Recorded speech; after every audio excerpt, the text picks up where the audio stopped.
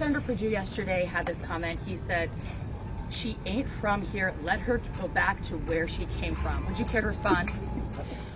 No, not at all. I will say this. I have listened to Republicans for the last 6 months attack me, but they've done nothing to attack the challenges facing Georgia. They've done nothing to articulate their plans for the future of Georgia. Their response to a comment on their record is to deflect and to pretend that they have done good for the people of Georgia.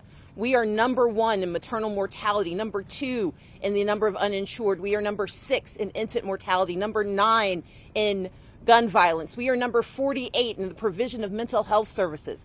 And the challenge I have is that the answer from Republicans, from our former senator to our current governor, is to fight me instead of fighting the problems that are facing Georgia. And I urge everyone to pay less attention to rhetoric and more attention to the record and to the results. And I'm here to provide results for the future of Georgia. Leader Abrams, Republicans have had a field day with your comment about this is the worst state to live in. Was that a mistake?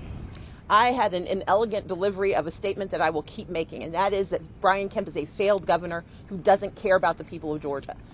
If you look at his record, if you look at the result under his 4 years of leadership, there has been failure after failure. When we faced being ninth in gun violence, his response is to create open season on Georgians by creating criminal carry. When we needed help for not being the number 1 state with HIV diagnoses, his answer was to slash $4 million out of the state budget that would have helped those families.